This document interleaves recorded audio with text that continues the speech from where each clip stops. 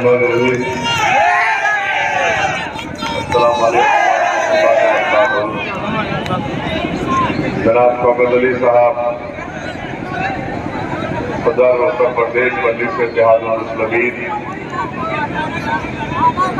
जनाब शहाबुद्दीन साहब प्रत्याशी विधानसभा के मजलिस इत्तेहादुल मुस्लिमीन के, जनाब नूरुद्दीन नूरू साहब, जनाब जमाल अहमद साहब, जनाब जान मोहम्मद साहब, जनाब फतेह बहादुर साहब, मौजूद हाज़रीन इकराम, बुजुर्गान मिल्लत, मेरे गयूर नौजवान साथियों, आप तमाम का बेहद शुक्रिया कि आपने अपना कीमती वक्त निकालकर आज की इस मीटिंग में शिरकत की। मैं आपका शुक्रिया अदा करता हूं। मैं आपको ये बताने आया हूं कि मजलिस इत्तेहादुल मुस्लिमीन भागीदारी परिवर्तन मोर्चा का हिस्सा है, जिसके कन्वीनर जनाब बाबू सिंह कुशवाहा साहब हैं। इसमें और भी 4 अति पिछड़ा समाज के सियासी पार्टियां हैं। हम सब ने मिलकर ये भागीदारी परिवर्तन मोर्चा बनाया और ये तय किया कि अगर उत्तर प्रदेश की जनता का आशीर्वाद और उनका साथ और उनका वोट मिलेगा और सत्ता मिलेगी तो पहले 2.5 साल के लिए जनाब बाबू सिंह कुशवाहा को मुख्यमंत्री बनाएंगे और आइंदा 2.5 साल के लिए दलित को मुख्यमंत्री बनाएंगे।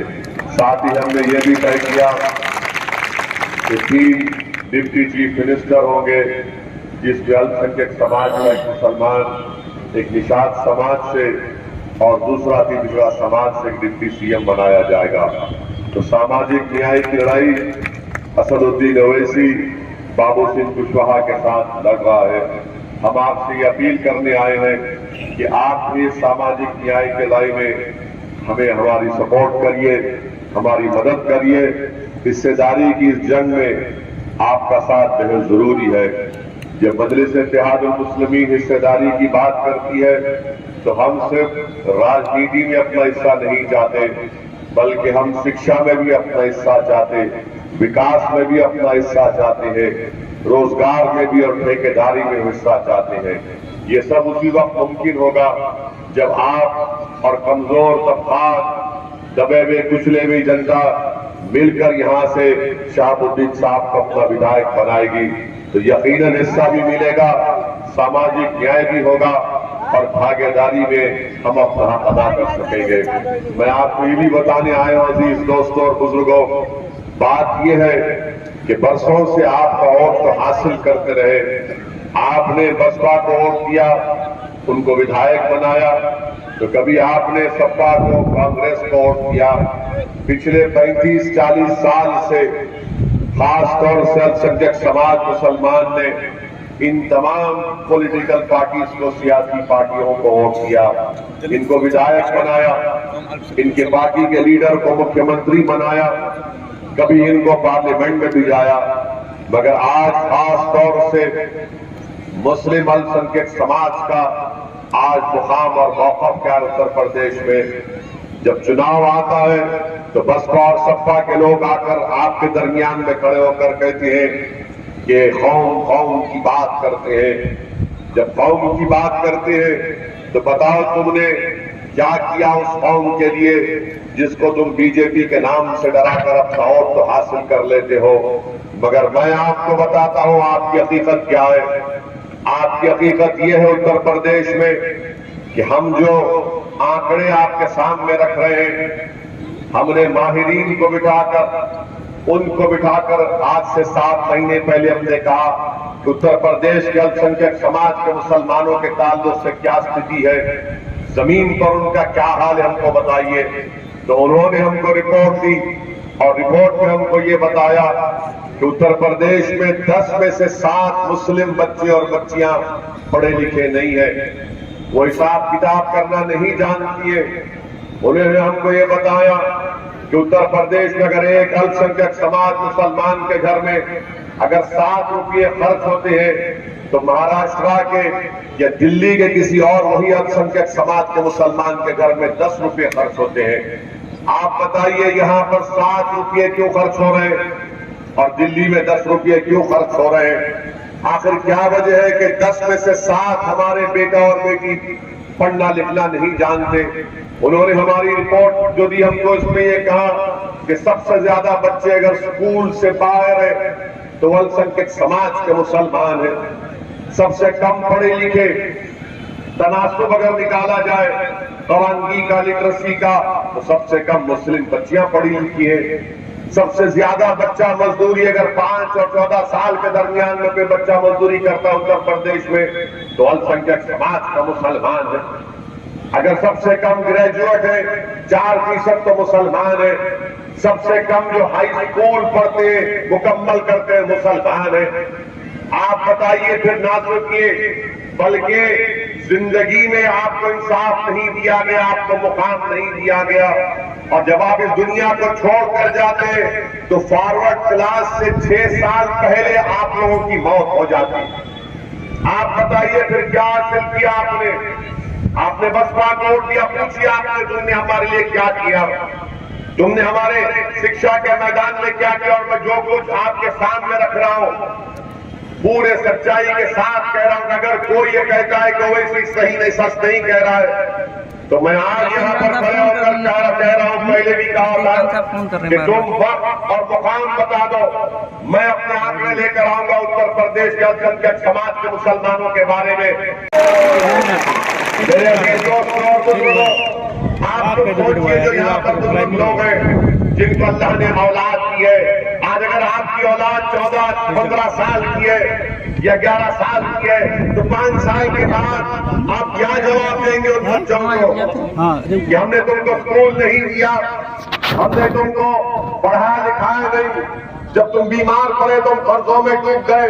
हमने अपनी बेटी से क्या जवाब देंगे जब बेटी कहेगी कि मुझे क्यों नहीं पढ़ाया लिखाया गया? उन बच्चों से क्या कहेंगे आप जो ग्रेजुएट नहीं हो सकते? उन लोगों से क्या कहेंगे आप जो 6 साल पहले दूसरी जात बरादरी से पहले मर जाते हैं?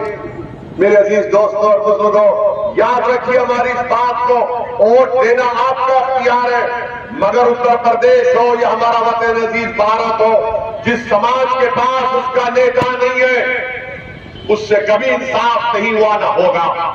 जिस समाज के पास नेता होगा उसी की आवाज को सुना जाएगा, उसी के बच्चों से आंखों से बहते आंसू को पहुंचा जाएगा, उन्हीं लोगों को हक दिया जाएगा जिसका नेता होगा। आप सिर्फ वोट डालने वाले बन गए, आप वोट देने वाले नहीं बने। आपने कभी अपना नेता नहीं बनाया। कोई कहेगा कि हाँ बसपा से यहाँ से विधायक था हमारा, हमने उसको विधायक बनाया, मगर वो बसपा का नेता था, तुम्हारा नेता नहीं था। वो तुम्हारा नेता जब बनेगा तो उसकी आवाज में ताकत होगी, वो लड़ेगा इन चीजों के लिए। कोई कहेगा बताओ ऐसी तुमने हैदराबाद में क्या किया? हमने हैदराबाद में हमारे सिर्फ 7 MLA, कोई मंत्री नहीं है, कभी मंत्री नहीं बना। और असदुद्दीन ओवैसी इंशाअल्लाह अल्लाह जब तक जिंदा रखेगा मैं कोई मंत्री मुख्यमंत्री नहीं बनूंगा। मगर मेरी लड़ाई क्या है?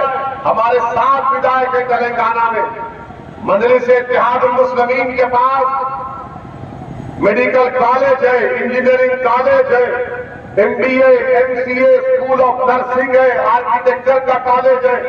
ये हमारे नहीं है, जाति इदारे नहीं है, न हमारी औलाद में जाएगा हमारे मरने के बाद। ये कौम का इदारा था, इसके यही गरीब ट्रस्ट के तहत वो चलता रहेगा गरीबों के लिए। ये काम किया जा सकता है, उत्तर प्रदेश में भी वही काम हो सकता है, क्योंकि जब आप अपना नेता को बनाएंगे तो यहां पर आपने किसी को अपना विधायक बनाया, वो मोटा हो गया और आप दुबले हो गए, वो ताकतवर हो गया आप कमजोर हो गए, वो दौलतमंद हो गया, गरीबी आपका मुकद्दर बन गया, उसके घर पर गाड़ी आ गई, उसके घर पर लाइट आ गई, मगर आपके घर में अंधेरा छा गया। ये लड़ाई मजलिस इत्तेहादुल मुस्लिमीन की है कि आप जमीन से अपने नेता को बनाइए। जब नेता आपका बनेगा तो लड़ाई और आपका हक दिया जाएगा। और आपको बता रहे कि लखीमपुर खीरी में तेनी के बेटे ने, मंत्री के बेटे ने अपनी गाड़ी से 4 किसानों को नहीं मार दिया, मगर क्यों मंत्रिमंडल से नहीं हटाया गया? क्योंकि योगी और मोदी जानते हैं अगर केंद्र को हटाएंगे तो उसके समाज का वोट उनको नहीं मिलेगा। और आपकी अहमियत क्या है? आपकी वोट की अहमियत क्या है? कुछ नहीं है, क्योंकि आपको डराया जाता है बीजेपी का नाम लो, इनका नाम लो, एक डर का वोट दे देंगे। मैं आपसे कह रहा हूं कि डर की बुनियाद पर नहीं, यहां से शहाबुद्दीन साहब को उम्मीद की बुनियाद पर वोट दीजिए। आप इस चुनाव में आप मजबूरी में वोट देंगे या मजबूती में वोट देंगे, आपको फैसला करना है। अगर आप मजबूरी में वोट देंगे तो यही नाइंसाफी का सिलसिला चलता रहेगा। अगर आप मजबूती के लिए वोट देंगे तो नाइंसाफी का खात्मा होगा। एक नया सूरज शुरू होगा विधानसभा में इंशाअल्लाह ताला। आप जानते मेरे अजीज दोस्तों, जिस मुकाम पर ये हमारा मीटिंग हो रही है, ये फजले रहमानिया इंटर कॉलेज। योगी और मोदी कहते हैं कि उत्तर प्रदेश में डबल इंजन की सरकार है। फजले रहमानिया की जमीन 40 साल से यहां पर प्ले ग्राउंड है, तो बीजेपी की सरकार को यही जमीन मिली गौशाला बनाने के लिए, और कोई जमीन नहीं मिली जाएगी। और कोई जमीन नहीं है विधानसभा में, बनाइए आप गौशाला, कौन रोक रहा है? मगर जिस जमीन पर एनडी तिवारी के जमाने से बच्चे खेलते हैं यहाँ पर, क्या फजल रहमानिया के स्कूल के बच्चे वॉलीबॉल में उत्तर प्रदेश की नुमाइंदगी नहीं किए ना? मगर इतनी नफरत क्यों है बाबा को?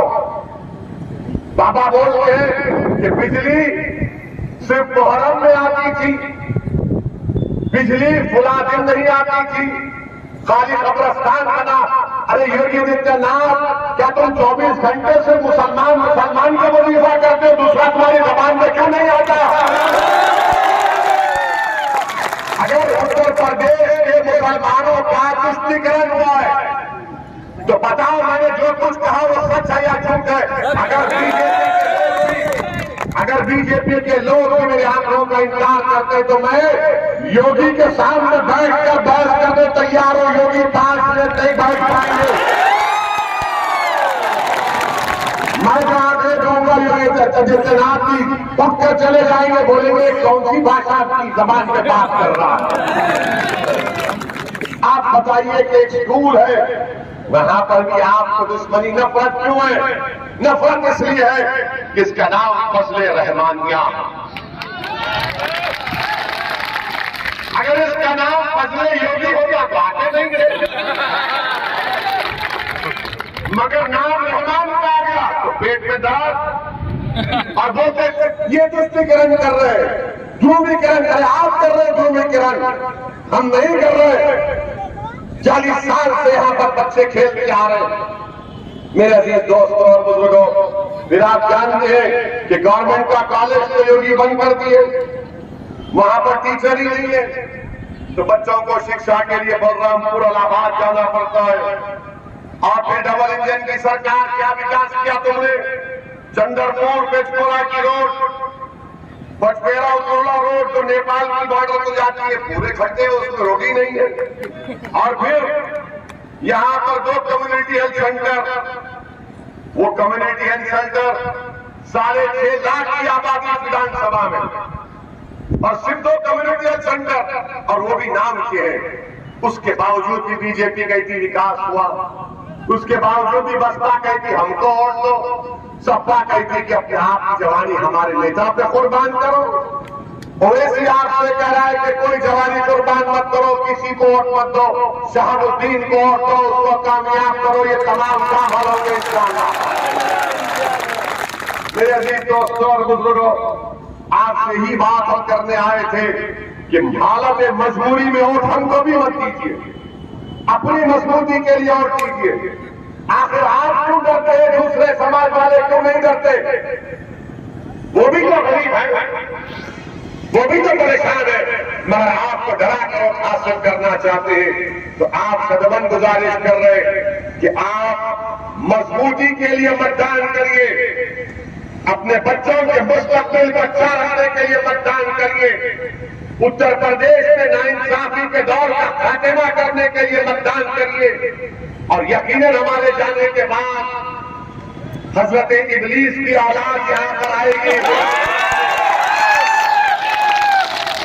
इब्लीस की औलाद आकर बोलेगी, अरे वो ऐसी तो भड़काऊ भाषण दे दिया, लोगों को जज्बाती करके चला गया, आप अपने दिल पर हाथ रखकर बोलो। यकीनन मैं आपको जज्बात में लाया हूं, सच्चाई बोलकर लाया हूं, झूठ नहीं बोला हूं। मैंने आपको जज्बात में लाया हूं,